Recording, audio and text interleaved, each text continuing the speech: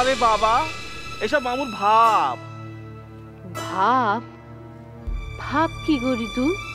এই সাধকদের এমন হয়, এই সাধক বিনে কেউ সারাতে পারেনি। তুমি পারবে? দেখ না পারি কিনা দেখ। বেশ বেশ, আমি বরঞ্চ ঘরে যাই।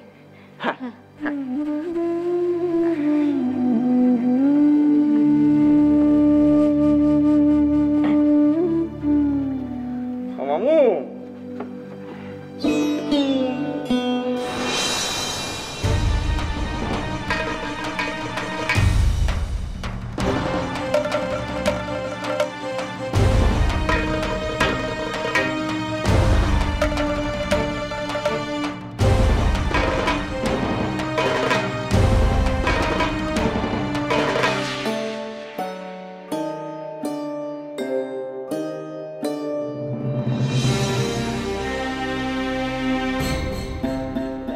দেখ দেখ দেখ।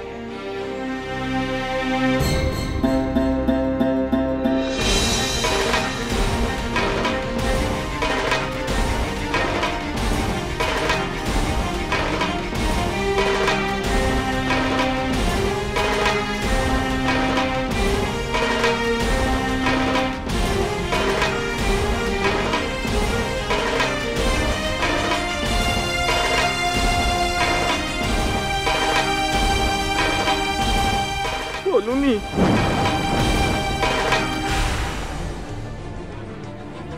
এখন কি হবে?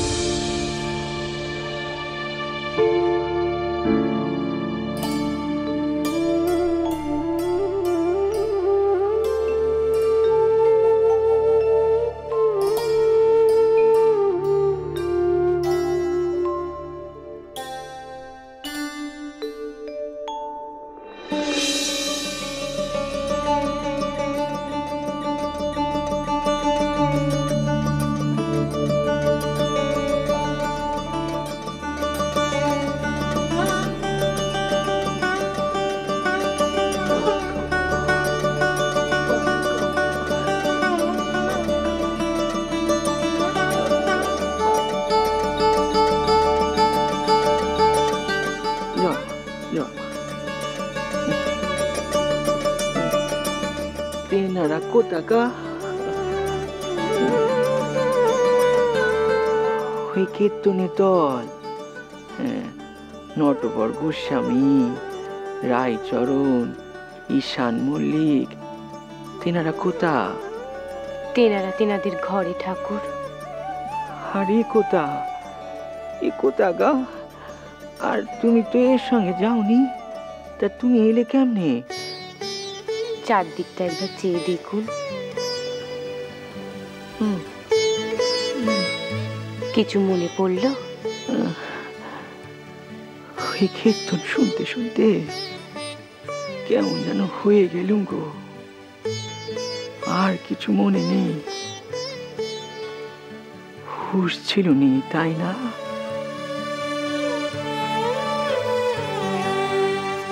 ওই ঋতু এরে নিয়েছে, তা ঋতু তো জানে যে এর এমন হলে কি করতে হয়, করেনি? করেছিল ঠাকুর, কিন্তু হুঁশ ফেরেনি, তাই তো? এখন তো ইচ্ছে ঠাকুর। হ্যাঁ গা, আমায় একটু পান সেজে দেবে? আর এর এখানে যে বড্ড খিদে লেগেছে। আপনি চোখ মুখ ধুয়ে নিন, আমি মুড়ি বাতাসা আর সঙ্গে পান নিয়ে আসছি।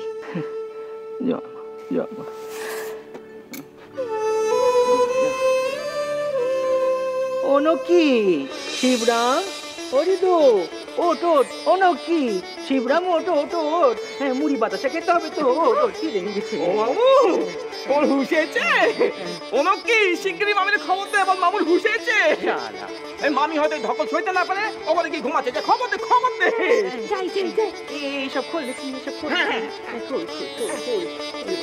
খোল না এত দূর দিয়ে গেলাম তেনারে দেখবো বলে ভিড়ের মধ্যে তেনারে আর দেখতেই পেলাম না।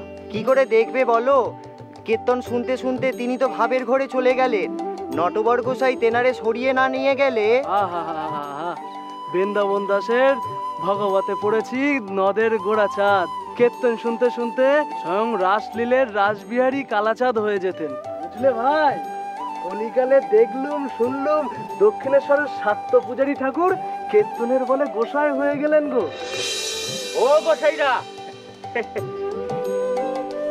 হ্যাঁ বলছি তোমরা কি যেন বলছিলে ওই দক্ষিণেশ্বরের শাক্ত পূজারী? আর বলো নে গোসাই, কাল রেতে বেলাটে গিয়েছিলাম নটবর গোসাইয়ের বাড়িতে, ওই কেষ্টগঞ্জের রায়চরণ গোসাইয়ের শ্রীখল শুনতে গো। সেখানে দক্ষিণেশ্বরের ঠাকুর এসেছিলেন গো। দক্ষিণেশ্বরের ঠাকুর মানে গদাধর চাটুর্যে? হ্যাঁ গো, সঙ্গে তেনার ভাইপো ভাগ্নে এনারাও ছিলেন। তারপর আচ্ছা তারা কি এখনো সেখানে আছেন নাকি? না গো গোসাই, তেনারা ওখানে নাই, রেতেই তেনারা ঘরে ফিরে গেছেন।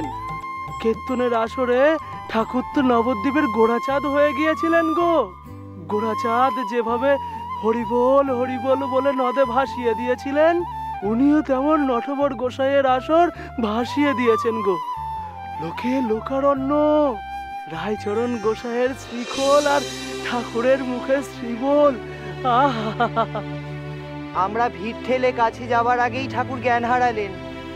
তারপর তেনারে সবাই ধরাধরি করে ভেতরে নিয়ে গেলেন, আমাদের আর তেনার দর্শন হলো নি গো।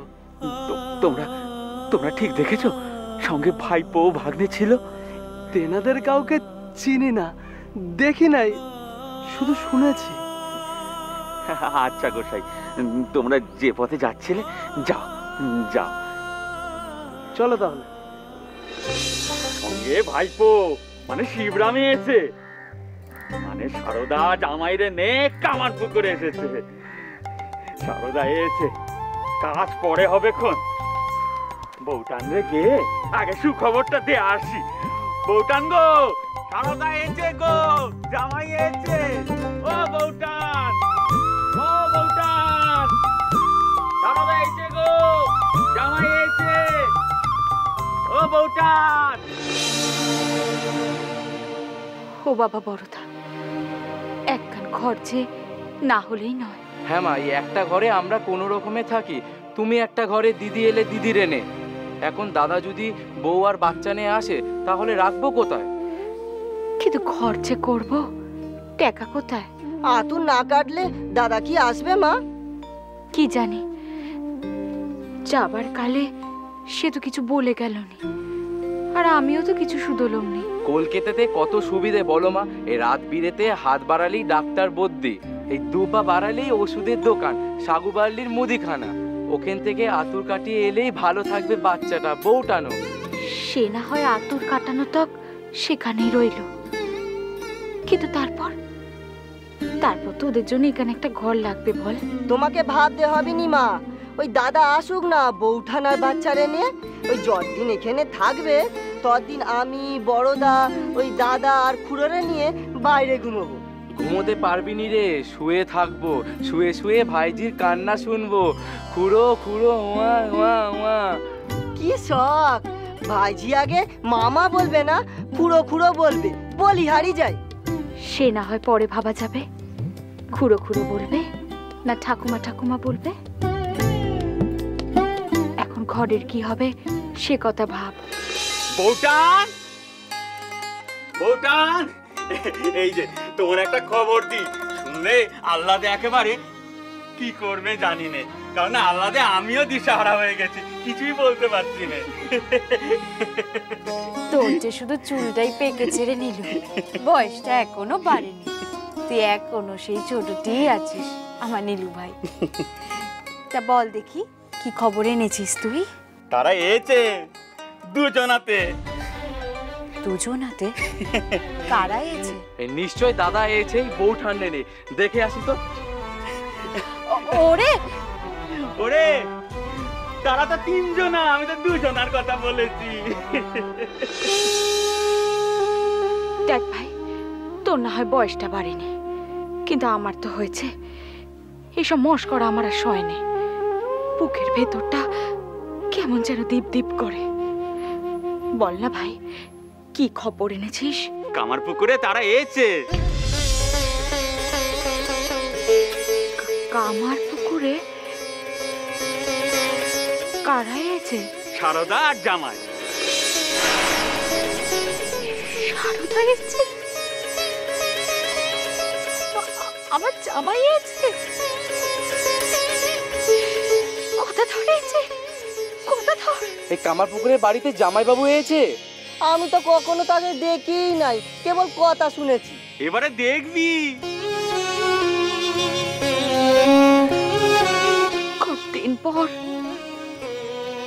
পর আমি আমার সারদার দেখবো, কথাই রে দেখবো রে নীলু।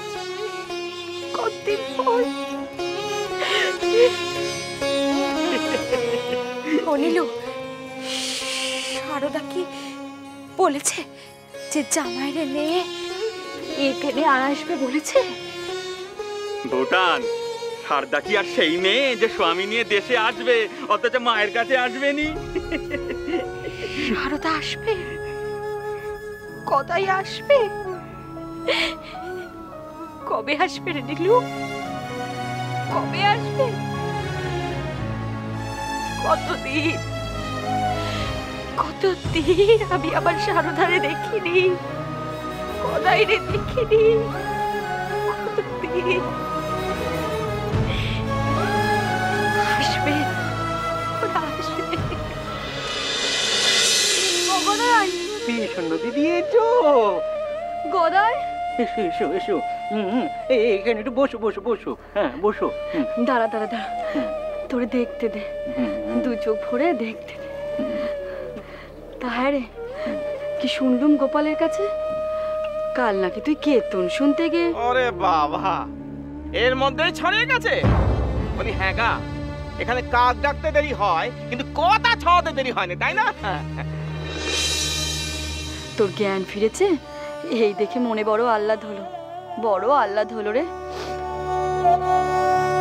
কাল রাতের কথা শুনে দেখতে এসো বুঝি? মনটা থির হচ্ছিল না গো মেজো বউ। হ্যাঁ গো দিদি, এখন মনটা থির হয়েছে তো। হ্যাঁ ভাই, থির হচ্ছে।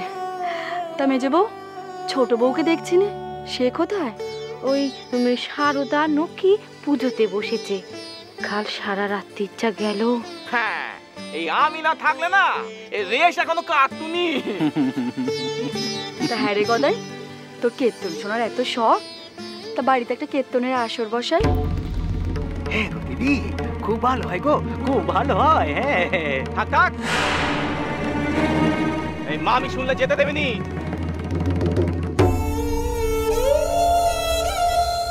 তবে থাকবো দিদি, ওই রিদুর মামি যখন রাজি হচ্ছিনি তখন। সে আমি ছোট বউরে বলে কয়ে রাজি করবো খন। থাক প্রসন্ন, তুমি বললে সারদা না করতে পারবে নি, কিন্তু মনে কেমন জানি ওই বাঁধো বাঁধো ঠেকবে। তার চাইতে পরের বার যখন আসবে তখনই না হয় বলো। বেশ, তবে তাই হবে। তোকে ভালো দেখে গেলাম, এই আমার শান্তি। তবে এখন আসি গো, আসি রে গদাই।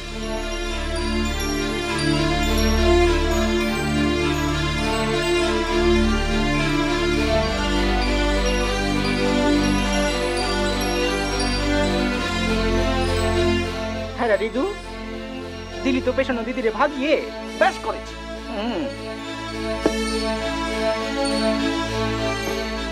মামু, মামু গো, এই চলো না ওই ভূতির খালদারে চলো।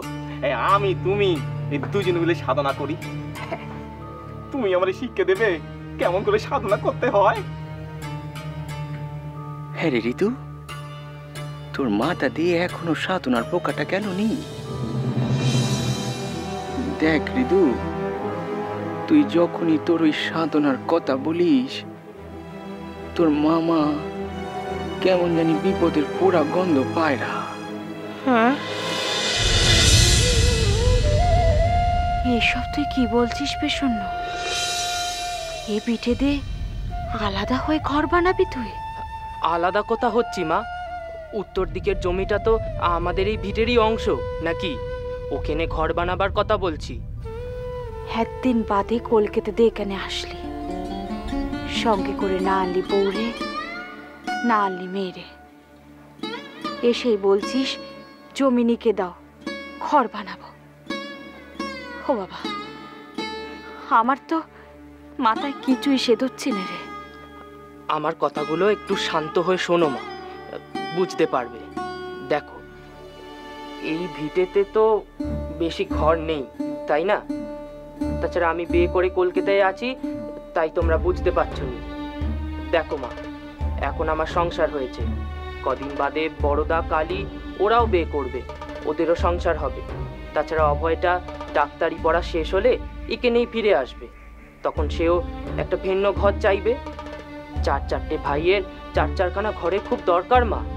তাছাড়া খুড়ো তো আছে, তুমি আছো, দিদিও তো আছেই। না মানে দিদিও তো বেশি দিন আমাদের ছেড়ে থাকতে পারেনি, তাই বলছিল। তোর দিদি কামার পুকুরে এসে, সে কথাটা শুনেছিস? দিদি এসে নাকি? সঙ্গে তো জামাই বাবু। সে কি, তুমি এই খবরটা আমারে এতক্ষণ বাদে দিলে মা? বলার ফুরসত পেলাম কই বাবা, তুই তো এই থেকেই বলছিস তোর পরিবার নিয়ে এখানে থাকার অসুবিধে, তাই তুই জমি চাস, ভিন্ন ঘর তুলবি। আমি সবার কথাই বলছি মা, সবার কথাই ভাবছি। বাড়তি ঘর এখানে নেই, তাই জন্য তোমার বৌমা আর নাতনিরে আমি নিয়ে আসতে পারলুম নি। তাদেরকে কি ঘর বানাবার পর আনবি? কেন রে, আমি কি আমার দুই দেওরকে নিয়ে, বাচ্চা কাচ্চাদের নিয়ে সংসার করিনি? দেখ বাবা, তোর জমির ব্যাপারে আমাকে তোর নীলু খুড়ো আর সেজ খুড়োর সাথে কথা বলতে হবে। আমি যেমন তোর মা, তেমন তাদেরও তো বড় বউটান। তাই আমি কোনোদিন এমন কিছু করব না যাতে ওরা কোনোদিনও আমার পানে আঙুল তুলতে পারে। বউটান, কে কার দিকে আঙুল তুলবে শুনি? পেছন্ন তুই? নাতনি কোথায়? আমার নাতনি? নীলু, ও তাদের কাউকেই আনতে পারে, এখানে নাকি ঘরের অসুবিধে, তাই। কথাটা ঠিকই বলেছে বউটান, এখানে ঘরের তো অসুবিধা। পেশন্য আমাদের ভেড়ের উত্তর দিকের জমিতে ঘর বানাতে চাইছে। সে তো খুব ভালো কথা বউটান, আমাদের আরো ঘর হবে। আমরা একবার এদিকে যাব, একবার ওদিকে যাব, যখন যেখানে খুশি গড়াগড়ি দেবো। ও ঘর বানাতে চাইছে ওর পরিবারের জন্য নিল। এটাও ভালো কথা বউটান, কিন্তু পেছন্ন আমাদের নাতনি কিন্তু এইদিকে, মানে আমাদের ভিটেতে থাকবে, এখানে খেলবে। তোমাদের নাতনি, তোমরা তারে যেখানেই রাখবে সে সেখানেই থাকবে। তারা তো একটা চুকেই গেল। ওকে জমিটা নেকাপড়া করে দিতে হবে ভাই। তাতে তো অনেক সময় লাগবে রে বাবা, এখন সময় কথা। সারদা জামাই কামার পুকুরে এসেছে, যে কোনো দিন এখানে এসে যাবে। কতদিন পর জামাই এখানে আসবে, তারা তো কিছুদিন এখানে রাখতে হবে নাকি? তাই বলি কি বাবা, এখন ওই জমি জামার হিসাবপত্র শিখে তুলে জামাই আদের ব্যস্ত থাকবে কিনি। হ্যাঁ রে নীলু, তারা আসবে তো